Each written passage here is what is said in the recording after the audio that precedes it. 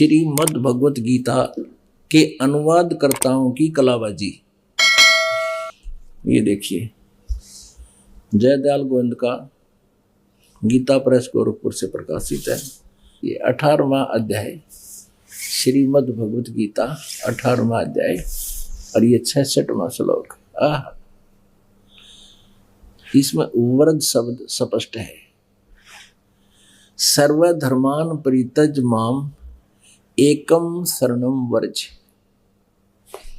अहम तवा सर्व पापेभ्यः मोक्षामि मा शुच। क्या अर्थ किया इन्होंने? संपूर्ण धर्मों को अर्थात संपूर्ण कर्तव्य कर्मों को मुझ में त्याग कर तू केवल एक मुझ सर्वशक्तिमान सर्वाधार परमेश्वर की शरण में आ जा। वर्ज माने आ जा। अरे वाह, ये आपने देख लिया गीता प्रेस गोरखपुर से प्रकाशित में। वो तो इनका कोई ज्ञान है। अब श्रीमद् भगवत गीता अध्याय नंबर 2 के श्लोक नंबर 7 में अर्जुन कह रहा है कि मैं आपकी शरण हूं और आपका शिष्य हूं। आप मुझे यथार्थ ज्ञान बताइए। अब मेरी बुद्धि काम नहीं कर रही है। तो श्री कृष्ण की शरण में अर्जुन तो पहले ही था। अब ये कहे कि मेरी शरण में आ जा, अपनी शरण के लिए कह रहा नहीं कि तीन परमात्मा, सरपुरुष, अक्षर पुरुष, परम अक्षर पुरुष। पुण्यात्मा, गीता जी अध्याय नंबर 8 के श्लोक नंबर 1 में अर्जुन ने पूछा कि प्रभु, आपने जो गीता जी अध्याय नंबर 7 के श्लोक नंबर 29 में कहा है कि जिन्होंने तत्वदर्शी संत मिल गया, उन्होंने सारे अध्यात्म ज्ञान को समझा और सभी कर्मों से परिचित हुआ और वो तत्ब्रह्म से परिचित हुआ, फिर वो जरा और मरण से मुक्ति के लिए ही, छुटकारे के लिए ही वो साधना यत्न करता है, प्रयत्न करता है। वो इस संसार की किसी वस्तु की डिमांड नहीं करता। उस तत्ब्रह्म को जान लेता है। तो यहाँ गीता जी अध्याय नंबर 8 के श्लोक नंबर 1 में अर्जुन ने पूछा, किम तत्ब्रह्म? वो तत्ब्रह्म क्या है जिसके जानकर फिर कुछ किसी वस्तु की डिमांड नहीं करता, जरा और मरण से मोक्ष प्राप्ति ही चाहता है? तो वो किम तत्ब्रह्म, ये देखिएगा श्रीमद् भगवत गीता, जयदयाल गोविंद का इसके अनुवादक हैं, गीता प्रेस गोरखपुर से प्रकाशित है। इसको 8वें अध्याय के ये थोड़ा सा दिखाते हैं आपको। ये देखिएगा 8वां अध्याय 8वां अध्याय। इसके प्रथम मंत्र में, प्रथम श्लोक में अर्जुन ने पूछा, किम तत्ब्रह्म, किम अध्यात्म, किम कर्म पुरुषोत्तम, अधिभूतम च किम प्रोक्तम, अधिदैवम किम उच्यते। वो किम तत्ब्रह्म, हे पुरुषोत्तम, वह ब्रह्म क्या है? अब इसका उत्तर दिया है गीता ज्ञानदाता ने। अब तीसरे श्लोक में श्री भगवान उवाच, वह परम अक्षर ब्रह्म है, वह परम अक्षर ब्रह्म है वो। अब गीता ज्ञानदाता 8वें अध्याय के तीसरे श्लोक में उत्तर देता है कि वो परम अक्षर ब्रह्म है। वो परम अक्षर ब्रह्म है, वो गीता ज्ञान दाता से अलग है। अब एक सरपुरुष, एक अक्षर पुरुष, एक परम अक्षर पुरुष, ये 3 प्रभु हैं। अब यहाँ गीता अध्याय नंबर 15 के श्लोक नंबर 1 से लेकर 4 तक क्या बताया है कि उस तत्वदर्शी संत की पहचान बताई है, जिसके विषय में गीता जी अध्याय नंबर 4 के श्लोक नंबर 34 में वर्णन है। यह स्पष्ट किया है कि ऊपर को जड़ वाला, नीचे को तीनों गुण रूपी शाखा वाला, ये उल्टा लटका हुआ संसार रूपी वृक्ष है। और जो संत इसके सभी विभाग बता देगा, पत्ते कौन है, जड़ कौन है, तना कौन है, और डार कौन है, शाखाएं कौन है, पत्ते क्या है, स वेदविद, वो वेद के तात्पर्य को जानने वाला है, अर्थात वो तत्वदर्शी संत है।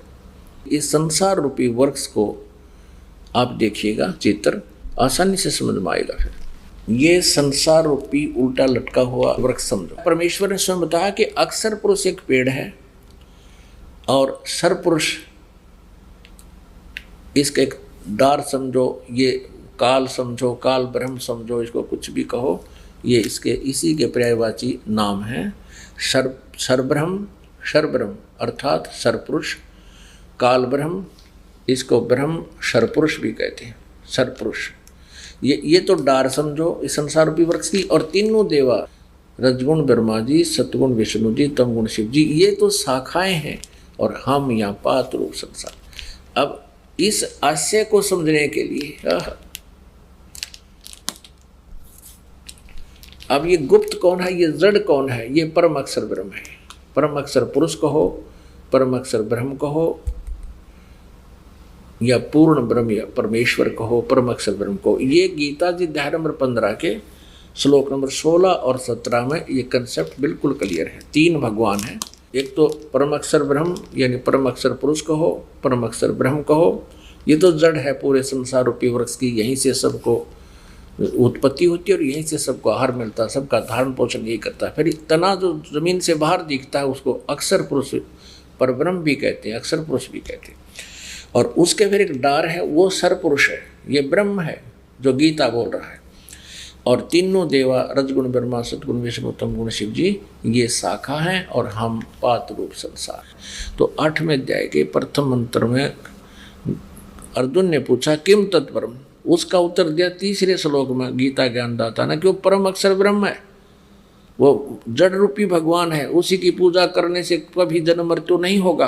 अब गीता जी अध्याय नंबर 8 के श्लोक नंबर 5 और 7 में गीता ज्ञानदाता कहता है अपनी साधना के, मेरी साधना कर, मेरी भक्ति कर, मुझे ही प्राप्त होगा।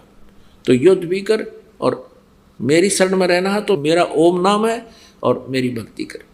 अब यहाँ फिर आइए 5वें में गीता ज्ञानदाता कहता है जो पुरुष अंत काल में भी मुझको ही स्मरण करता हुआ शरीर को त्याग कर जाता है, मद भावम यानी मेरे भाव में भावित रहकर मेरे भाव को ही प्राप्त रहता है, मेरे साक्षात स्वरूप को प्राप्त होता है, ये नहीं है। मद भावम मेरे भाव में भावित रहता है, उसको प्राप्त रहता है, इसमें संशय नहीं है। और 6 में ये कहा है 8वें अध्याय के में कि ये नियम है जो अंत समय में जिसमें भावित रहता है उसी को प्राप्त होता है।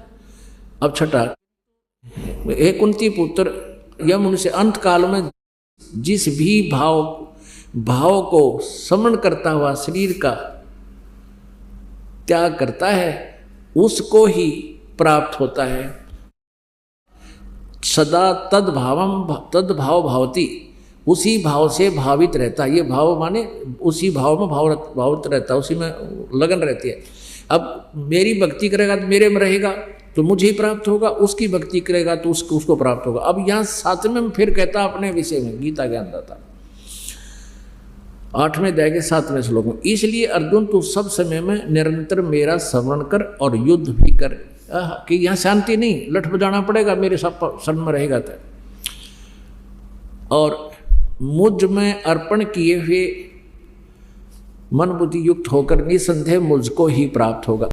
फिर गीता जी अध्याय नंबर 8 के श्लोक नंबर 8, 9, 10 में उस परम अक्षर ब्रह्म की साधना के विषय में बताया है कि उसकी साधना करनी है। वो परम अक्षर ब्रह्म है, दिव्य पुरुष है, उसकी साधना करने वाला प्राणी उस परमेश्वर के पास चला जाता है। साधना है। अब देखिए अध्याय नंबर 8 का अब श्लोक नंबर 8, 9, 10, 7 तो आपने पढ़ लिया। अब 8वां अभ्यास योग युक्तेन चेतसा न अन्यगामिना परमम पुरुषम दिव्यम याति पार्थ अनुचिंतन। इसका अनुवाद यहाँ देखेंगे।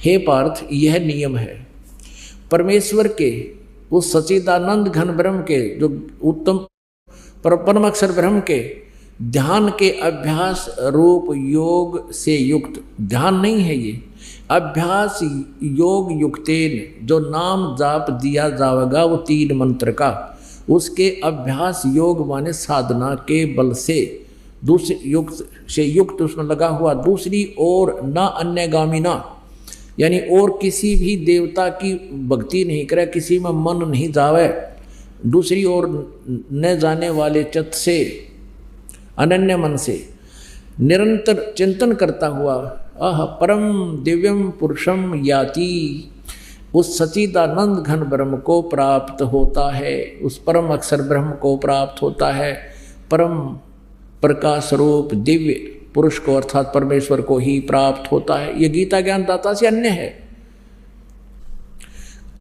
8वें अध्याय का 9वां श्लोक है। ये जो कवियम माने सर्वज्ञ है, इन्होंने सर्वज्ञ कर दिया। यहाँ लिखना था जो कबीर देव है, तो यहाँ ज़्यादा कंसेप्ट यहाँ क्लियर नहीं कर पाएंगे, बाद में बताएंगे।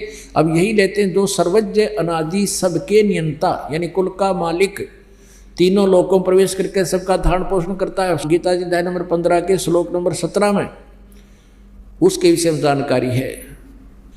उत्तम पुरुष तु अन्य, उसके विषय में कह रहे हैं जो कवियम अनादि यानी सर्वज्ञ अनादि सबके नियंत्रता और सूक्ष्म से अति सूक्ष्म सबका धारण पोषण करने वाले है अचिंत रूप स्वरूप आदित्य वर्णम, सूर्य की तरह साकार यानी प्रकाश में, सूर्य की सदृश बताया है तो वो साकार है लेकिन है तेजों में। एक रोमकूप में करोड़ सूर्य मिला दे, करोड़ चंद्रमा सतपुरुष के सतलोक में, ऐसी उसकी तेज है और वो ये निराकार बतावे। आदित्य वर्ण, आदित्य मन सूर्य जैसे शरीर वाला, सूर्य के समान अविद्या से अति पुरे उस सच्चिदानंद घन परमेश्वर का सेवन करता है। जो व्यक्ति, यहाँ लिखा है, जो पुरुष उस सर्वज्ञ अनादि सबके धारण पोषण करने वाले सूर्य के सदृश अविद्या से अति परे यानी उस साकार परमात्मा, तेजों में साकार परमात्मा का सेवन कर सच्चिदानंद घन ब्रह्म प्रस्तात अति परे सच्चिदानंद घन परमेश्वर का सेवन करता है। अब 10वें में देखना, कमाल कर दिया। अध्याय 8 का श्लोक 10 पढ़ रहे हैं। वह भक्ति युक्त पुरुष, वो 3 नाम के जाप करने वाला योग बल से, योग माने साधना की शक्ति से, भक्ति की शक्ति से, मंत्र की कमाई से, भ्रकुटी के मध्यम में प्राणों को अच्छी प्रकार स्थापित करके, भ्रकुटी में यानी वहाँ जाना पड़ेगा त्रिकुटी के में, परमात्मा का हम वहाँ अकाउंट करवाएंगे, न्यारा न्यारा ओम का जाप का वहाँ वो फल दे देंगे। अब यहाँ लिखा है वह भक्ति युक्त पुरुष अंत काल में योग बल से यानी उस 3 मंत्र के जाप की कमाई से भ्रकुटी में पहुंच जाएंगे और वहां फिर इनका अलग अलग अकाउंट देना होता है। प्राणों को अच्छी प्रकार स्थापित करके फिर निश्चल मन से सिमरण करता हुआ उस दिव्य रूप दिव्यम परम पुरुषम एव उपैति, दिव्य माने दिव्य, उस परम अक्षर ब्रह्म को ही प्राप्त होता है। ये समझो, गीता जी अध्याय नंबर 8 के श्लोक नंबर 3 में जो जिसका जिक्र किया है, दिव्यम परम पुरुष परमात्मा को ही प्राप्त होता है, उस परम अक्षर ब्रह्म को ही प्राप्त होता है। और उसका क्या मंत्र है? गीता जी अध्याय नंबर 17 के श्लोक नंबर 23 में कहा है, ओम तत्सत इति निर्देश है ब्रह्मण त्रिविध समर्थ है। ब्रह्मण माने सच्चिदानंद घन ब्रह्म का, त्रिविध माने 3 प्रकार से सिमरण करने का। इस ओम तत् सत इस 3 मंत्र के जाप का निर्देश है। निर्देश माने नथिंग एल्स, और कोई मंत्र नहीं है। अब यहाँ ओम तो ब्रह्म का सरपुरुष का मंत्र है, तो अंडरस्टूड है, इसलिए क्लियर कर रखा है। और तत् ये अक्षर पुरुष का, और सत है ये परम अक्षर पुरुष का, परम अक्षर ब्रह्म का। तत् ये गुप्त है, सांकेतिक है, और सत भी सांकेतिक है।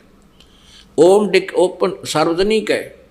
इसलिए गीता ज्ञानदाता ने ऑप्शन छोड़ रखा है 4थे अध्याय के 34वें श्लोक में कि उस ज्ञान को जो 4थे अध्याय के 32वें श्लोक में ब्रह्मण मुखे सच्चिदानंद घन ब्रह्म के मुख से जो उच्चारित ज्ञान है, वो तत्व परमात्मा ने स्वयं आकर बोला हुआ कबीर वाणी में जो ज्ञान है, उस ज्ञान को तू तत्वदर्शी संतों के पास जाकर समझ, वो तत्वदर्शी संत उस परमात्म तत्व का तुझे ज्ञान बताएंगे। तो ये 3 मंत्र के जाप का जो कोड वर्ड है, ओम को छोड़कर तत्व और सत्य, ये कोड वर्ड है, ये गुप्त सांकेतिक शब्द है, ये दास बताएगा। इस दास के अतिरिक्त 21 ब्रह्मांड में आज किसी के पास ये राज नहीं है। परमेश्वर कबीर देव ने, पूर्ण परमेश्वर ने, परम अक्षर ब्रह्म ने इस दास को ये ज्ञान दिया हुआ है और ये मंत्र दिए।